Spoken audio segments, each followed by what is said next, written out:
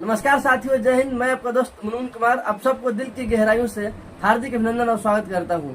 दोस्तों, आज हम बात करने वाले हैं भारतीय परिदृश्य में और भारतीय राजनीतिक केंद्र में, इस राजनीतिक गलियारों में उस व्यक्ति का संबंध है किसी चुनाव से नहीं है, किसी राजनीतिक पार्टी से नहीं है, किसी दल से नहीं है, न ही वो किसी लोकसभा क्षेत्र से वो कैंडिडेट है, लेकिन उसकी चर्चा जोरों शोर से की जा रही है। दोस्तों, 8 अक्टूबर 1994 को हरियाणा के हिसार जिला में पैदा हुआ और पिछले 11 सालों से उसका जो मुख्य काम है, मुख्य पेशा है, वो यूट्यूब पर वीडियो बनाना, यानी उसकी मुख्य पेशा है दोस्तों यूट्यूबर। वो यूट्यूबर है और वो यूट्यूब की दुनिया में काफी एक सक्सेसफुल और काफी एक चर्चित नाम बन चुका है दोस्तों। जी हाँ दोस्तों, उस लड़का का नाम है ध्रुव राठी। ध्रुव राठी हरियाणा के हिसार जिला का रहने वाले हैं और पिछले कुछ दिनों से वो चेहरा इसलिए चर्चा में है क्योंकि वर्तमान परिदृश्य में जितने भी सत्ता दल के नेता हो या फिर सत्ता दल के चाटुकारिता करने वाले पत्रकार हो या फिर सत्ता दल की जो पॉलिसी को बात करने वाली है, जितने भी पत्रकार, दोस्तों इन्हें पत्रकार नहीं, अगर हम दलाल कहें तो कोई शक नहीं है, क्योंकि जब लोकतंत्र में जब विपक्ष कमजोर हो जाए और कमजोर पड़ने लगे तो इन पत्रकारों का काम जो है दोस्तों, वो विपक्ष का मुद्दा उठाना है। पत्रकार ही है दोस्तों लोकतंत्र में जो चौथे स्तंभ है, और पत्रकार ही आम पब्लिक, आम जनता की विभिन्न मुद्दा को सामने लेकर के आते हैं और सरकार से सवाल करते हैं। सरकार के जो नुमाइंदे हैं, जो सरकार के जो डिबेट करता है, उनसे वो सवाल करते हैं कि आपने इस क्षेत्र में क्या काम किया, गरीबी मिटाने के ऊपर काम किया क्या, रोजगार के क्षेत्र में काम किया क्या, शिक्षा के ऊपर काम कितना किया, आपने महंगाई कम करने के लिए क्या किया। ये उनका मुख्य काम होता है पत्रकारों का, जब लोकतंत्र में विपक्ष कमजोर पड़ने लगे। लेकिन पिछले कुछ सालों से अगर हम जितने भी बड़े बड़े मीडिया हाउस है, अगर उनकी बात करें तो ये किसी एक पार्टी के चमचा बन करके रह गए हैं, ये किसी एक पार्टी के गोदी में जाकर के बैठ गए हैं और उनका काम सत्ता से सवाल करना नहीं, बल्कि सत्ता के उस काले करतूतों पर पॉलिश करना है, ताकि आम जनता तक वो खबरें ना जाए। जो मुख्य खबरें हैं वो आम पब्लिक तक जाने के बजाय ये बड़े बड़े मीडिया हाउस उसको अलग तरीके से तोड़ मड़ोड़ कर पेश करते हैं, चाहे वो इलेक्टोरल बॉन्ड की मामला हो या फिर किसानों का आंदोलन की मामला हो या विपक्ष के जो भी नेता हो जो बड़े लेवल पर देश को एकजुट करने में लगे हो, उनकी खबरें दिखाने की बात हो, ये सारे मुद्दा को दबा देते हैं।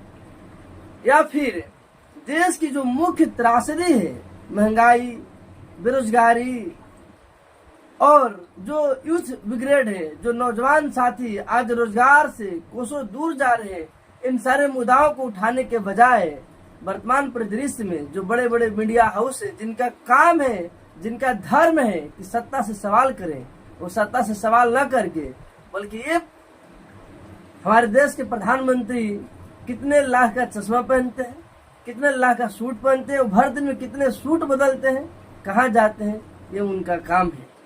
इस देश के जो बड़े बड़े सेलिब्रिटी हैं, उनका ये काम है कि आप आम कैसे चूस करके खाते हैं, ये उनका काम है। दोस्तों, खैर आज हम बात करेंगे ध्रुव राठी। इतना पॉपुलर और इतना चर्चा में और इनकी सारी वीडियो जो ट्रेंडिंग में रहने का वजह है, ध्रुव राठी का दोस्तों जो यूट्यूब चैनल है वो आज लगभग 19 मिलियन सब्सक्राइबर उनके चैनल पर होने को चले हैं। और फिलहाल कुछ दिन पहले ही ध्रुव राठी ने भारत के विभिन्न क्षेत्रों तक अपनी आवाज पहुंचाने के लिए 5 भाषाओं में अपने यूट्यूब चैनल को लॉन्च किया है। और वो जो उनकी कंटेंट है दोस्तों, उनका जो कंटेंट है एजुकेशन के ऊपर बात करना और काफी फैक्ट के साथ लोगों को सामने परोसना और इजी वे में, ताकि लोग समझ सके कि हम जो काम मीडिया को करना चाहिए था, लेकिन वो मीडिया ना करके ऐसे ऐसे यूट्यूबर, कुछ बच्चे हमारे देश में यूट्यूबर है दोस्तों, जिनसे इनकी रोजी रोटी चलती है, लेकिन ये जब से एक ऐसा वीडियो लेकर के आए जिन्होंने सत्ता पक्ष से सवाल किया कि हमारा देश तानाशाही की ओर जा रहा है, उसने उस वीडियो में काफी डिटेल्स तरीके से बताया है कि हमारा देश तानाशाही की ओर कैसे जा रहा है। जिनको लग रहा है कि अगर देश में तानाशाही होता तो कोई बोल नहीं पाता, बोलने की आजादी नहीं होती। दोस्तों, हमारा देश लोकतंत्र का जननी है और सबसे बड़ा लोकतंत्र हमारे ही देश में है। आप थोड़ा सा इतिहास के पन्नों में जाइए और हिटलर की जीवनी को पढ़िए। हिटलर कैसे शुरू करता है अपने जीवन को, कैसे वो सेना में आता है और कैसे सेना में आकर के एक सैनिक से कैसे देश का कमान अपने हाथ में लेता है, और कैसे हिटलर फिर द्वितीय विश्व युद्ध में अपने देश को झुक देता है। और हिटलर एक ऐसा व्यक्ति जो प्रतिशोध का बदला लेने के लिए अपने देश और अकेले दम पे द्वितीय विश्व युद्ध को शुरू कर देता है। दोस्तों, हिटलर इतना तनाशाह था तो किसी का नहीं सुनता था। वर्तमान परिदृश्य में भी हमारे देश में जो माहौल बनाया गया है, हमारा देश तनाशाह तो नहीं बना है और न कभी बनेगा, क्योंकि हमारे देश में बहुत ऐसे सत्ता पक्ष में बैठे कुछ ऐसे लीडर हैं जिनका कार्य प्रणाली, जिनकी बोलने की शैली, जिनको लोकतंत्र बचाने की कला है, जिन्होंने अपने खून पसीने से अपने पार्टी को सींचा है। लेकिन कुछ ऐसे नेता हैं जो अपने कुर्सी बचाने के लिए इतना हद तक जा रहे हैं। तो ध्रुव राठी ने उन्हीं सारी बातों को उजागर किया। इसमें से कुछ चमचे ये बोलने लगे कि वो जर्मनी में रहता है, वो जर्मन शेफर्ड है, वो जर्मन में रह के देश को ट्रोल करता है, देश को बदनाम करता है। तो ऐसा कुछ नहीं है दोस्तों। आप और हम कहीं भी जा सकते हैं, कहीं भी रह सकते हैं, हम स्वतंत्र देश के स्वतंत्र नागरिक हैं। क्या हमारा ही देश है दोस्तों जो सबसे ज्यादा, हमारे देश के लोग मिडिल ईस्ट में रहते हैं, जो वहां पैसे कमाते हैं, हमारे देश को भेजते हैं, और हमारे देश का जो फॉरेन रिजर्व है इसको मजबूत करने में बहुत बड़ा योगदान निभाते हैं। विदेशों से पैसा लाने में बहुत बड़ा योगदान है उनका। तो क्या वो विदेशी हो गए? जो व्यक्ति, भारतीय व्यक्ति जो अमेरिका में जाके पैसा कमा रहा है, अमेरिकन पैसा हमारे देश को भेज रहा है, वो टैक्स पे कर रहा है, तो क्या वो विदेशी हो गया? अगर अमेरिका में रह के कोई व्यक्ति अपने देश की जो विभिन्न मुद्दा है, जो बेसिक जरूरतें हैं, उसके ऊपर बात करे, तो क्या वो गलत है? ध्रुव राठी के जितने भी कंटेंट है दोस्तों, वो पूरे फैक्ट के साथ, जो डाटा है गवर्नमेंट की, इंडियन गवर्नमेंट की, उसी के ऊपर तो बात करता है। लेकिन इस देश के जो कुछ ऐसे दलाल हैं जो उसे जर्मन शेफर्ड बोलने पर तुले हुए हैं। दोस्तों, सत्ता पक्ष से सवाल करने का हक सबको है। इस लोकतंत्र में सवाल नहीं है कि ध्रुव राठी इतना लीडर है और इतनी पहचान है दोस्तों कि 29-30 साल का लड़का ने बहुत लोगों को नींदें हराम करके रखा है। कुछ तो है उसकी हस्ती में, कुछ तो है उसके पास, जिसने अपने वीडियो के माध्यम से जन जन तक पहुंचने का काम कर रहा है, लोगों को जागरूक करने का काम कर रहा है। अगर वो इतना गलत है, मानते हैं कि अगर वो जर्मनी में बैठ के अपने देश को ट्रोल कर रहा है या फिर देश को बुराई कर रहा है, या जो वीडियो बना रहा है और उसकी वीडियो पर 30 मिलियन, 20 मिलियन, 40 मिलियन जो व्यूज है, जो लोग करोड़ों में देख रहे हैं, वो देखने वाले कौन है? हमारे ही देश के तो लोग हैं ना। लोग उसे शाबाशी दे रहे हैं, हमारे ही देश के तो लोग हैं, लोग उसे पसंद कर रहे हैं। वो हमारे ही देश के तो लोग हैं, क्योंकि वो जो वीडियो बनाता है दोस्त को, उसकी जो भाषा है वो हिंदी है, और हिंदी हमारे देश में लोग समझते हैं। 40 मिलियन, 50 मिलियन, 30 मिलियन उसकी वीडियो पर व्यूज है, लोग उसे पसंद कर रहे हैं। तो आप इतना भी उसे परेशान मत करिए। जो हकीकत है, जो सच्चाई है, गवर्नमेंट को सुधार करने की जरूरत है।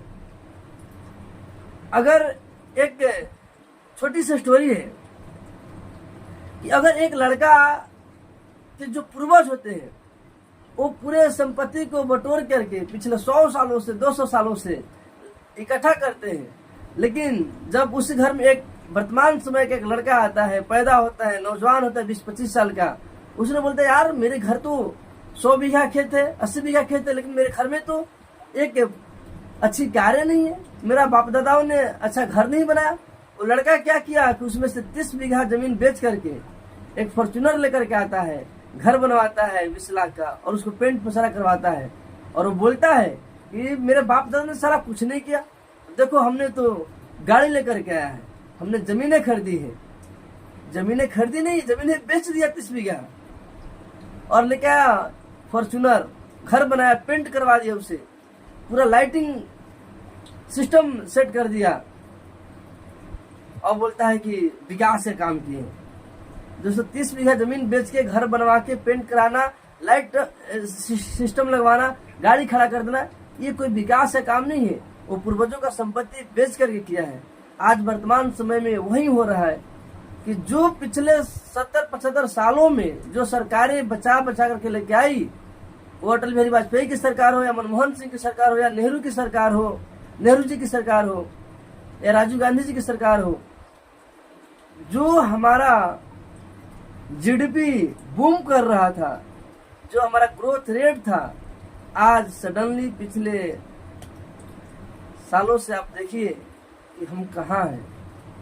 हम पूरे दुनिया के तीसरे चौथे अर्थव्यवस्था तो बनने जा रहे हैं, लेकिन हमारे देश के ऊपर कर्जा कितना है, आरबीआई का डाटा है, और ये कर्जा गया कहाँ, महंगाई कितनी है, और किसको नमामि गंगे का प्रोजेक्ट किसे दिया गया था, और उसका लक्ष्य क्या था। आप जाइए थोड़ा सर्च करिए, गूगल कीजिए, गवर्नमेंट का जो साइट है उसे देखिए कि नमामि गंगे का प्रोजेक्ट किस कंपनी को दिया गया था, क्या जो टारगेट था, और जितनी करोड़ की वो फंड थी, क्या गंगा मैया साफ हो गई, और वो पैसे गए किसको, किसके फंड में गए, सरकार किसको दी। ये सवाल करना अगर गुनाह है तो हर बार ये गुनाह मंजूर है, क्योंकि इस लोकतंत्र जब बचेगा, जब देश बचेगा दोस्तों, तभी हम और आप बचेंगे। अटल बिहारी वाजपेयी जी ने बहुत अच्छा बात बोले थे, ये सत्ता का खेल, सत्ता आएगी जाएगी, सरकारें बदलेगी, लेकिन ये देश बचना चाहिए, देश का लोकतंत्र बचना चाहिए। जय हिंद।